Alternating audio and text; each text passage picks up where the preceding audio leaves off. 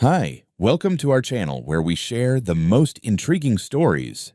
When a former federal prosecutor builds his dream home on the wrong side of a powerful HOA, a quiet land dispute turns into a chilling war of intimidation, forged justice, and revenge. But they picked the wrong man, and he's been waiting for them to slip. I bought the land 7 years ago because it was quiet, inconvenient, and legally clean. Those three qualities rarely coexist in coastal South Carolina, especially anywhere near a gated community with palm trees in the name. My parcel sat just outside the formal boundary of Palmetto Estates, a clean slice of property that touched their fence line but never crossed into their covenants, bylaws, or petty authoritarian fantasies. I confirmed that fact 6 separate times before closing. I read every easement, every plat, every recorded whisper of obligation. Old habits die hard after 18 years as a federal prosecutor. The house I built annoyed them before it was even finished. Flat roof, modern lines, solar panels angled toward the marsh instead of God, beige concrete instead of colonial brick. It didn't match their aesthetic, and more importantly, it didn't bow to it. The first time I met Cheryl Baxter, she introduced herself on my driveway while my contractor was still unloading materials. She didn't say hello. She said, "You know, that design is going to affect surrounding property values." She smiled when she said it, the kind of smile that assumes compliance before resistance has even formed. I told her calmly that my land was not part of Palmetto Estates, that I had permits, and that the county had approved everything. She nodded as if I were a child explaining how crayons worked. Then she asked who my builder was, whether I planned to install a fence, and if I would be open to community standards. That last phrase hung in the air like a legal threat disguised as a suggestion. When I repeated that I wasn't in her community, she laughed once, sharp and dismissive, and said, "Everyone around here is part of something." You'll see. Over the next year, she made sure I did. She showed up uninvited twice more while construction was ongoing, once with a clipboard, once with a man she introduced as our security liaison. She photographed my driveway, asked workers whether I had permits for the panels, and told my electrician that the HOA did not allow that kind of installation. When he pointed out that the HOA had no jurisdiction, she told him, "We'll see what the county thinks." 2 days later, a county inspector showed up. Polite, thorough, found nothing. That became the pattern. Noise complaints when I wasn't home. Anonymous reports of unpermitted work after everything was finished. Letters from Palmetto Estates Legal Committee warning me about violations of bylaws I had never agreed to. I responded to none of them. Silence is a language power understands, and I wanted them to keep talking. The first offer came 2 years after I moved in. Cheryl knocked on my door with a folder and a rehearsed smile. She talked about community growth, about how my land was strategically positioned, about a developer interested in expanding the neighborhood. She named a number that was generous but not honest. I declined. She tried again 6 months later with a higher figure and less charm. I declined again. The third time, she stopped pretending it was friendly. She leaned forward across my kitchen table and said, "Mr. Green, this development is happening, with you or without you." I asked her if that was a threat. She replied, "It's just how things work in this county. The Baxters have been here a long time." After that, the pressure became less subtle and more frequent. Patrol cars started showing up late at night responding to calls about suspicious activity. Once, an officer asked me if I was storing weapons. Another time, they claimed a neighbor reported shouting. I live alone. I don't shout. Every visit ended the same way. A brief apology, a note in their system, nothing to pursue. But the visits kept coming. 14 times in 2 years. Always different officers. Always the same tone of mild disappointment that they hadn't caught me doing something worth writing up. Rumors followed. A woman at the grocery store asked if I used to work for the government and got forced out. Someone else mentioned hearing I was under investigation. None of it surprised me. Smear campaigns are cheaper than lawsuits and safer than violence. Cheryl understood that. She also understood time. Every month I stayed meant another delay for her expansion plans. Every delay cost money. So I documented everything: dates, names, badge numbers, letters, voicemails, camera footage. I didn't confront her. I didn't escalate. I waited, because people like Cheryl Baxter don't stop when you resist. They stop when they make a mistake so big it swallows them whole. And the more confident they are, the bigger that mistake tends to be. Thursday morning, 10 o'clock sharp. I was in the middle of regrading a client's easement dispute file when I heard the tires. Not one vehicle, three. A black SUV with the Palmetto Estates logo plastered on the side, a county sheriff's cruiser, and a battered white Ford pickup with equipment racks and men in neon vests. I closed my laptop without a word and stood. It wasn't unexpected. It was just sooner than I thought.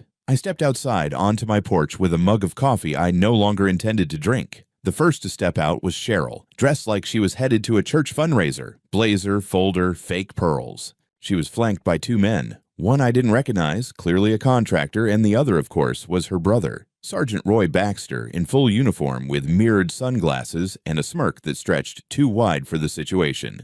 "Mr. Green," Cheryl called out sweetly, walking up the gravel like she owned the land under her heels. "We have an official notice for you today." She held out a manila folder. Inside, a document titled Emergency Demolition Order, Unsafe Structure, County Seal, typed case number, signature at the bottom, Judge Harold Mitchell. I looked at the document, then looked up at her. I didn't receive a hearing notice. No inspector ever entered this property. I'd like to know on what basis this was issued. Cheryl flipped open her own copy and handed me a second sheet. Inspection was conducted last week. Here's the report. Electrical hazard, foundation instability, non-compliant solar array. Your home poses a risk to adjacent properties, Mr. Green. I read the inspector's name and nearly laughed. Jeremy Talcott. I knew the man. He'd retired 3 years ago and moved to Arizona. You're claiming Jeremy Talcott inspected my house last week. Roy stepped forward, one hand resting casually near his belt. Mr. Green, we don't have time for debate. The order's signed. You can leave peacefully or I'll arrest you for obstruction and interference with a lawful execution of a court order. I folded the papers slowly, deliberately, and tucked them into the inside pocket of my jacket. I'll stay right here. Roy's smile turned sharper. Then I'm placing you under arrest. Turn around, hands behind your back. I didn't resist. I turned, felt the cold click of steel around my wrists, and watched the contractor behind them give a subtle nod to his crew. They started unloading demolition prep tools, bolt cutters, stakes, measuring gear. Not for the house, not yet.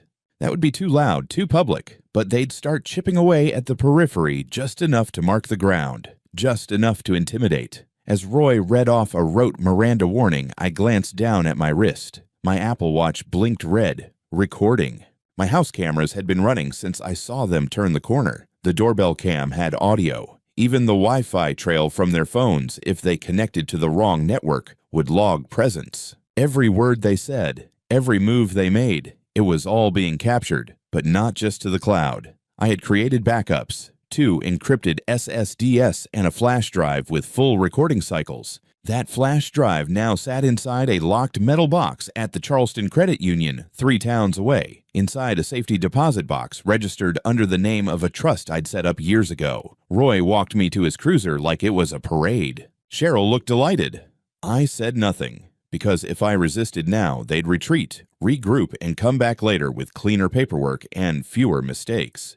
But if I let them walk right into their own trap, forge documents, destroy property, arrest a man on his own land using a fake court order, then they would fall all the way down. No appeals, no denials, no settlements. Let them bury themselves. I'd bring the shovel. The ride to the station was quiet, which suited me fine. Roy didn't even bother with the radio, just drove with that self-satisfied smugness he wore like a badge of honor, knuckles loose on the wheel, humming something that sounded like a country song played off-key. He didn't say a word until we pulled into the back lot of the Beaufort County Sheriff's Office and parked near the intake doors.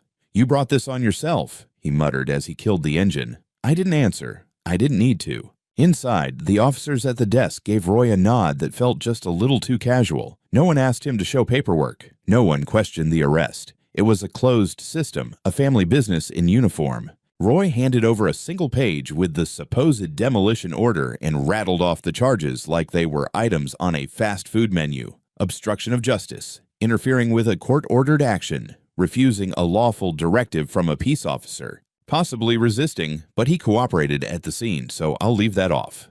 No mention of the lack of warrant. No mention of a real court proceeding. No mention of the fact that I was standing on my own legally distinct land with no obligation to obey a homeowners association I'd never joined. That would have complicated things, and complicating things wasn't in their plan.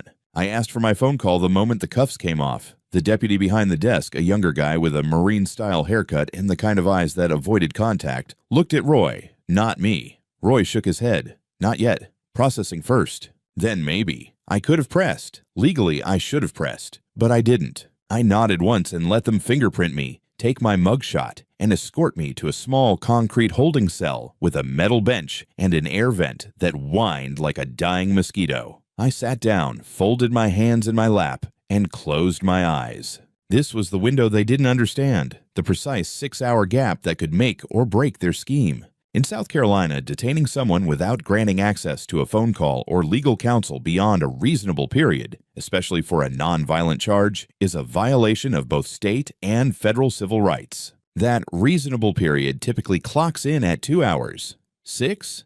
That's just enough to call it malicious. And while I sat there, listening to the buzz of fluorescent lights and the occasional clank of boots down the hall, I knew they were already at it back home. The contractor crew wouldn't waste time. They didn't have legal authority to tear the structure down, not really, but I guessed they'd start with symbolic gestures, break something visible, make noise, mark territory. The psychological playbook: destabilize, humiliate, dominate.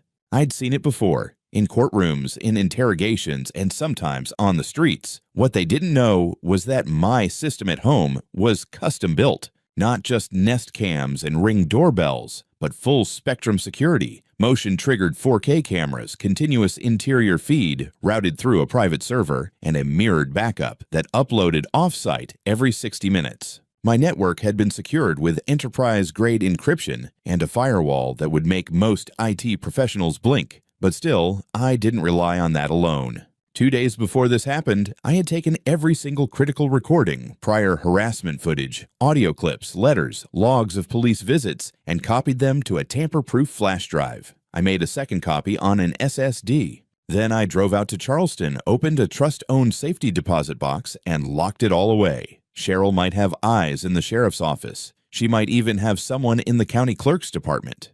But she sure as hell didn't have the combination to that vault. And even if she burned my house to the ground, that flash drive would still exist. Hours dragged by. The room smelled faintly of bleach and sweat. I paced exactly once every 20 minutes just to keep my blood moving. No one came, no lawyer, no phone, nothing. At one point, I heard Roy's voice through the door, muffled but audible. "Yeah, he's not going anywhere. Let him stew. Meanwhile, make sure the crew knows. Fence down, mailbox gone. Hit those panels if they can without drawing heat." That last part caught me off guard. The solar panels. They were expensive, sure, but more importantly, they were mounted under specific zoning approvals that I'd fought tooth and nail for with the county. Damaging them wasn't just vandalism. It was grounds for a civil claim and potentially a federal energy violation depending on what was hit. If they went for those, they were dumber than I thought. Or more desperate. I sat back down and stared at the steel bars in front of me. The cell door had a tiny rectangular window, no glass, just mesh and metal. At exactly 4 hours and 12 minutes, a different deputy opened the door and stuck his head in. "You need anything?" "Phone call," I said calmly. "Can't do it yet. Sergeant Baxter said we're holding off until processing clears upstairs." "Processing cleared the minute you booked me. You're violating policy." He didn't respond. Just shut the door again like I'd asked him for a steak dinner. I heard the click of the lock and nothing else. The truth was, I could have started shouting. I could have demanded counsel, quoted statutes, filed a complaint. But that would have triggered a paper trail. And what I needed now was exactly this. A record of no paper trail. I needed them to bury themselves in violations. I needed them overconfident. Because when I finally made that call, it wouldn't go to a lawyer or a bail bondsman. It would go straight to a woman in Charleston who still had her federal credentials and access to systems Roy and Cheryl couldn't even spell. So I waited, and they kept digging their own grave. 6 hours and 8 minutes after the metal door clanked shut behind me, it finally swung open again. This time, the deputy didn't knock. He just stood there, looking somewhere past my shoulder like I was a filing cabinet that had finally been requested. "You get your call." No apology, no explanation, just a flick of his chin toward the end of the hallway. They took me to a side room, empty except for a table with a wired landline, a bolted chair, and a camera in the corner, probably not even working. Roy didn't bother to escort me this time. He was busy somewhere else, probably gloating. I picked up the handset, punched in the number from memory, and listened to the soft click of the line connecting. "Carter," said a familiar voice, tired, clipped, focused. "It's me," I said. There was a beat of silence, then a sharp intake of breath. "Jesus, Marshal, what the hell happened?" "I was arrested this morning at my home by Roy Baxter, acting on a forged demolition order signed, allegedly, by Judge Harold Mitchell. No prior notice, no hearing, no inspection. They brought a demolition crew and police escort. I refused to leave the property. Roy cuffed me. I've been held for over 6 hours without access to counsel or communication. My house is being tampered with as we speak." More silence. "You're saying they forged a court order?" she said finally, voice now low and cold, "and actually executed it." "I'm saying I let them." That stopped her. I knew they were going to do something. I saw it coming. I needed them to go all the way, to make it federal, to make it irreversible. "You're insane," she muttered. "You could have just—" "No. If I had pushed back, they'd have backed off. They'd try again later with lawyers, legit inspectors, maybe even convince a judge next time. I needed them confident, reckless. Now they've made their move, and I've got them all on tape." I paused, then added, "There's a backup drive locked in a safety deposit box, Charleston Credit Union, under the Castor Royce Trust. You'll find recordings from this morning, footage of the arrest, their statements, timestamps, even the document scans. I left detailed instructions in the envelope. I could hear her rustling papers on her desk, flipping through a Rolodex or a file folder. Then, I have the trust file. You left it with me last year, just in case." "Jesus Christ, Marshal. You planned this?" "Not all of it," I admitted. "Just enough to catch them with their pants down." "You want me to confirm the order's fake?" "I want you to verify it through official channels. Run the docket number. Contact Judge Mitchell's clerk. Check the inspector's license. I guarantee it's invalid. And when it is, I want you to call the Bureau." "The Bureau?" Her voice rose slightly. "You want me to escalate this to a federal corruption case based on what, your security footage and a gut feeling?" "No. I want you to escalate it based on unlawful detention, forged judicial documents, abuse of power by law enforcement, and a pattern of coordinated civil rights violations going back at least 3 years. I've got 4 prior incidents logged with their names on them. This morning was just the final straw. Denise Carter wasn't just any federal contact. She was the one I trained back when she interned with the Justice Department. Now she held a badge and a federal mandate. And unlike Roy, she actually knew how to use both without shooting herself in the foot." "You said your property's under active tampering?" she asked. "Yes, they've started breaking things on the perimeter. Panels, mailbox, fence. I saw them begin before Roy cuffed me. Crew had no credentials, no permit posted, no law enforcement observer present except Roy." "All right," she said, her tone shifting from shocked to surgical. "I'll need about 2 hours. You'll hear from me when I know more." The line went dead before I could respond. They led me back to the cell without a word. I sat down and folded my arms. Time moved differently now. Charged, suspended, electric. I knew Denise. 2 hours was enough for her to burn half the county's back office records if she had to. All I had to do now was wait for her to light the match. I didn't hear from Denise after 2 hours. I heard from her after 1 hour and 16 minutes. The deputy opened my cell door again, this time with a much tighter posture, no casual shrug, no bored expression. He looked like someone had just handed him a live grenade with the pin halfway out. "You've been cleared for release," he said. "No, sir. No, apologies for the misunderstanding." Just that stiff phrase, like it hurt him to say it. I stood slowly, adjusted my sleeves, and followed him past the booking desk without speaking. Roy was nowhere in sight. A man in a dark blue suit stood just outside the door, arms crossed, clean cut in that unmistakable federal way. His ID badge clipped to his lapel read, U.S. Marshal Service. He glanced at me, then nodded toward the car idling at the curb. "Let's go," he said. He didn't say my name. Didn't have to. I got in the back seat, and we pulled away from the sheriff's station with a silence that spoke louder than sirens. 10 minutes later, we turned down my road. There were already 4 black SUVs parked by my gate. The scene looked like a crime scene, because by now it was. Yellow tape stretched across the edge of my driveway, but not by the county. This was federal. The contractor crew that had been chipping away at my property were corralled near the back of their truck, surrounded by agents in navy jackets. One of the men looked like he was explaining something with too many hand gestures. Another was already sitting on the tailgate with his head in his hands. I saw it instantly. The mailbox was gone, torn from its base. The steel post bent sideways and lying in the grass like a casualty. My fence gate had been pulled down, panel cracked in half, screws scattered in the dirt, and the solar panels, God help them, they had gone after those too. One lay shattered at an angle, still half attached, wires exposed and flayed like nerves. Another was completely gone, ripped clean off and dumped near a pile of broken lumber. I didn't need to speak. The marshal just gestured toward a woman walking toward us from the edge of the porch. Denise Carter. Business skirt, blazer, hair tied back. She had her phone in one hand and a printed document folder in the other. Her face was tight. "Don't say a word yet," she said as she reached me. "Just listen." She held out the folder. Inside were 2 sheets. The first, a copy of the emergency demolition order signed by Judge Harold Mitchell. The second, a signed affidavit from the actual Judge Harold Mitchell, time-stamped less than an hour ago, swearing under penalty of perjury that he never saw, signed, nor authorized any such order, that his name had been forged, that the docket number used belonged to an unrelated tenant dispute filed 2 years ago. Next, Denise pulled out a third sheet, a verification from the County Records Department. The inspection report from Jeremy Talcott did not exist in any official archive. The inspector's name had been retired from their list since 2021. The license number listed belonged to a pest control company in Savannah. I felt a chill run through me that had nothing to do with the wind. "This isn't just a bad forgery," she said, voice low. "It's a coordinated fabrication.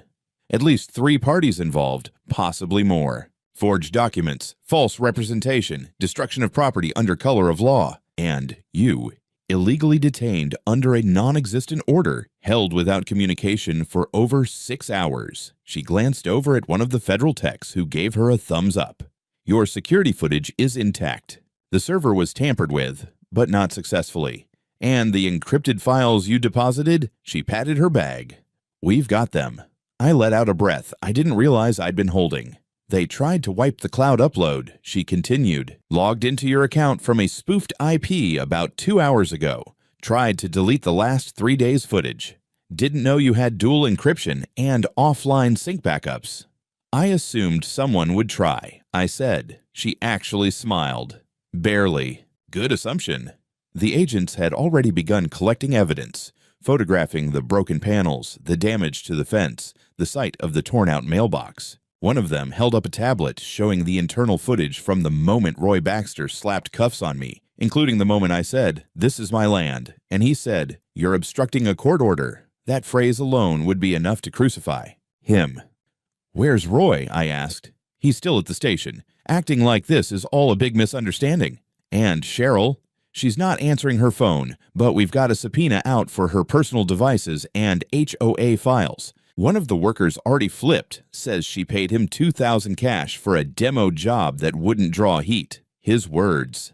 The pieces were falling. Denise handed me a temporary release form and motioned to one of the SUVs. "I need you to come with us for a formal statement. After that, we'll see about pressing charges." I looked back at my house. Violated, cracked, dented, but still standing. "Give me 5 minutes," I said. I walked slowly to the edge of the porch, leaned on the rail, and took it all in. The broken fence, the busted panel, the mess they made thinking they'd walk away clean.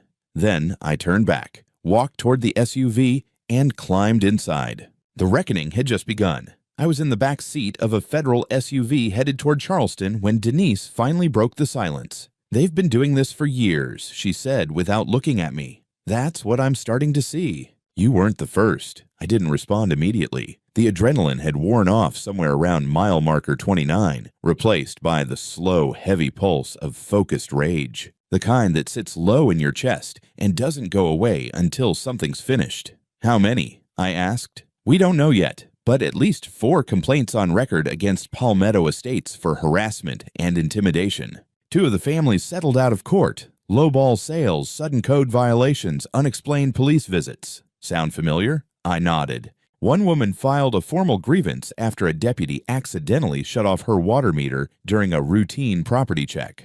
Another reported that her dog was poisoned a week after refusing an offer to sell. No charges ever filed. "And now?" I asked. Denise looked over at me for the first time since we'd left. Now they've messed with the wrong former prosecutor. And now we've got physical evidence, a verified forged court document, and a digital chain of custody that backs every step of it. I said nothing. I didn't need to, because now the dam was cracking, and once it did, it would flood everything. By the time we reached the federal building in Charleston, the Bureau had already subpoenaed Cheryl's phone records and seized the HOA's server. Denise's team pulled me into a private interview room. Bright lights, no windows, standard procedure. They had a transcriptionist, 2 special agents, and a tech expert in the corner verifying files from the backup drive. I spent 3 hours walking them through every incident, the offers to buy my land, the letters, the harassment, the false noise complaints, the police visits. I gave them names, dates, badge numbers, copies of emails. I handed over logs from my home network, every device that had connected, every login attempt, every spike in traffic when a file was being accessed or deleted. The tech guy whistled once when I showed him the layered backup system I'd designed. "You built this yourself?" he asked. I nodded. He glanced at Denise and said, "This is airtight, time-stamped, tamper-logged, AES encryption with an off-site checksum server. I've seen banks with looser protocols." Denise smirked. "Told you." "He's paranoid, but it works." I didn't bother correcting her. Paranoid was what they called you before they realized you were right. Back in Beaufort County, things were moving fast.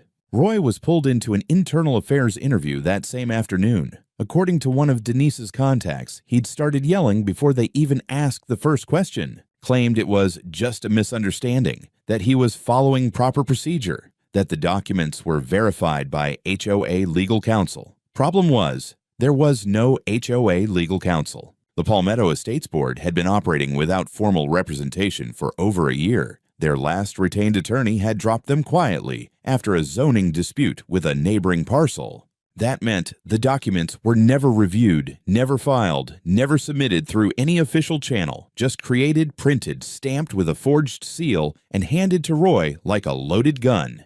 And he'd fired it. Worse still, when they analyzed Cheryl's desktop computer, retrieved from the HOA's community office, they found a document editing tool still open, the demolition order. Metadata showed it had been created at 11:42 p.m. the night before my arrest, on her machine, under her login, and in the temp folder. An early draft with placeholder text, "Insert judge's name here." If that wasn't a smoking gun, I didn't know what was. But the real kicker came from a folder on her desktop labeled Expansion. Inside were PDFs of architectural plans, emailed estimates from construction companies, a proposal letter from a development firm called Carver Ridge Properties, offering to pay $3 million for the combined parcels of my land, and the lots directly adjacent, contingent on the successful completion of Phase 2 expansion. And, stapled to one of those emails, a handwritten note. "Marshall Green is the last obstacle. Roy says he'll handle it." Denise brought it to me personally, slid it across the table like she was dealing a royal flush. "I assume you recognize the handwriting," she said. I looked down at it. Elegant cursive, black ink, every loop smug. "Yeah," I said. "That's Cheryl." Later that evening, the arrest warrants were approved. Roy Baxter was taken into federal custody first, escorted out of the sheriff's office in handcuffs by 2 marshals, while half the department stared in stunned silence. Reports said he didn't speak, just looked at the floor. They booked him for unlawful imprisonment, falsifying legal documents, abuse of power, conspiracy to defraud, and civil rights violations under color of law. He was also informed that his pension had been frozen, pending criminal conviction. Cheryl was next. She tried to stall, claimed illness, claimed she was out of town, even deleted her Facebook account in a panic. But the marshals were already at her front door, search warrant in hand. They found her in the kitchen, still in her robe, holding a glass of white wine at 5 in the evening, inside her home office.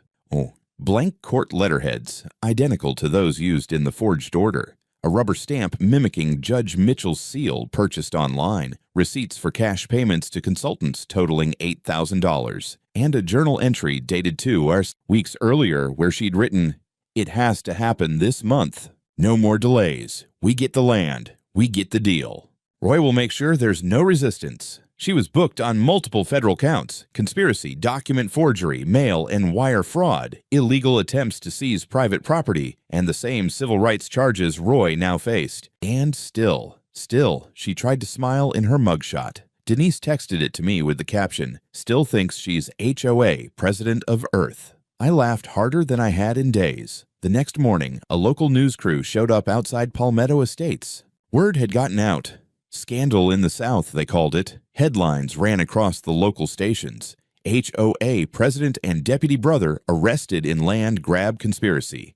The real residents, the quiet ones, the cautious ones, started coming forward. Some spoke to journalists, others to lawyers. One woman said she sold her property 2 years ago after repeated citations for imaginary landscaping violations. Another said Roy threatened to have her son arrested if they didn't comply with HOA standards, even though their home, like mine, sat outside its jurisdiction. The scheme wasn't new. It had just been allowed for too long. But now it was exposed, and the storm was just beginning. It didn't take long after the arrests for everything to unravel completely. The House of Baxter, as the locals half-mockingly called it, wasn't built on strength. It was built on silence, fear, and paperwork that didn't hold up under real scrutiny. And once that silence was broken, everyone who had something to lose started looking for the fastest way out. 2 days after Cheryl and Roy were booked, the HOA board called an emergency meeting, this time under the supervision of a third-party legal oversight team dispatched by the county. I wasn't invited, obviously, but Denise sent me the minutes. Half the board claimed they'd had no knowledge of what Cheryl was doing. The treasurer resigned on the spot. The secretary brought in a binder of printed emails showing that Cheryl had ordered discreet campaigns against problematic property owners, coded language for anyone who refused to play ball. One of the board members had scribbled MG equals resistant, possible pressure needed, on a post-it stuck to the inside of a folder. MG Marshall Green. It felt strange, reading my own initials like that. Like I was part of a case file instead of a person. I suppose that's how they'd seen me all along. Meanwhile, Roy Baxter wasn't doing well behind bars. Denise's contact inside the bureau said he'd already tried to position himself as a cooperative witness. He claimed Cheryl masterminded everything, that he just followed her lead, that he never meant to violate any rights. Unfortunately for Roy, the camera footage of him threatening me, handcuffing me, and dictating bogus charges while smiling like a man on top of the world didn't exactly support his new narrative. And then came the wild card, the workers. Two of the demolition contractors, Jose Ramirez and Tyler Boone, cut deals almost immediately. Their attorney arranged a deposition with the FBI and the U.S. Attorney's Office. They laid out the whole thing, how they were paid under the table, told to damage but not destroy, how Cheryl personally handed them photos of my property with red circles around the fence, the panels, the mailbox. One of them brought his phone. He still had the original message from Cheryl. Make it look like it's just prep work. Panels can go. That'll shake him. $2,000 each. No paperwork. No names. That phone ended up as Exhibit A in the conspiracy charge. But the most damning evidence came from a place none of us expected. Cheryl's home desktop had been a treasure trove of arrogance, but her tablet seized during the search was pure gold. There, in her private note-taking app, was an entire section titled Phase 2 Strategy, dozens of notes, screenshots, and recordings, including voice memos where she discussed dealing with Green, a saved draft of a letter she planned to send to the county, falsely alleging I had militia ties, a selfie she took in front of the development site with the caption, "Soon, ours," and, most incriminating of all, a scanned letter of intent from the developer promising full payout once the final parcel has been vacated or otherwise cleared. The phrase, "otherwise cleared," became an instant courtroom meme in the federal attorney offices. Denise told me later she laughed so hard she had to mute herself on the call with the assistant U.S. attorney. By the end of the week, the indictments were finalized. Roy Baxter was formally charged under federal law with deprivation of rights under color of law, falsification of public documents, obstruction of justice, conspiracy to commit fraud, abuse of official capacity. He pled guilty to 3 counts as part of a plea deal, no trial, 8 years in federal prison, forfeiture of pension, lifetime bar from any public office or law enforcement role. His plea included full cooperation in the investigation of Cheryl and other associates. Cheryl Baxter tried to hold out longer. She lawyered up fast, denied everything, claimed she was manipulated by her brother. But the paper trail didn't lie, and neither did her own tablet. She was charged with conspiracy to commit wire and mail fraud, forgery of court documents, attempted illegal seizure of property, witness tampering, civil rights violations. Her trial lasted 5 days. The jury took less than 4 hours to convict, sentence 6 years in federal prison, immediate asset freeze. Her accounts, her vacation property in Hilton Head, even her late husband's pension fund, all tied up in restitution. During sentencing, she tried to speak. The judge cut her off and said, "Mrs. Baxter, you abused the structure of local governance to harass, intimidate, and illegally attempt to seize land that did not belong to you. You used your position to destroy lives for profit. That ends now." He banged the gavel, and just like that, the empire was officially dead. But the fallout didn't stop there. The county sheriff's department launched an internal audit. Turned out, Roy wasn't acting alone. The chief of police, a man named Dean Morrissey, had signed off on 3 of Roy's false reports in the last 5 years, claimed he trusted his men. That trust cost him 3 years in federal prison for criminal negligence in aiding unlawful actions. And the HOA, put into immediate federal oversight. A forensic audit revealed $89,000 unaccounted for in discretionary spending. HOA dues had been misused for everything from security upgrades to personal travel for board members. Residents voted to dissolve the HOA entirely and petitioned the county for direct administrative support. They got it. I received a check from the Federal Victims Fund 6 weeks later, $340,000 in damages, plus an additional $70,000 for property repair. More importantly, I received dozens of messages from people I'd never spoken to. A woman with 2 kids who said she'd lived in fear for years. A retired teacher who thanked me for doing what no one else could. Even one of the former board members, anonymously, who sent me a note that read, "We were cowards. You weren't. Thank you." I kept that one because I didn't win anything. I just made sure they lost. And sometimes, in the real world, that's what justice looks like. A year later, the house looked just like it had before the storm, except quieter. The solar panels were new, sleeker, mounted tighter against the roofline like a quiet badge of resilience. The mailbox was made of solid steel now, custom built. The fence had been rebuilt higher with treated oak slats and reinforced posts. But none of those were the real additions.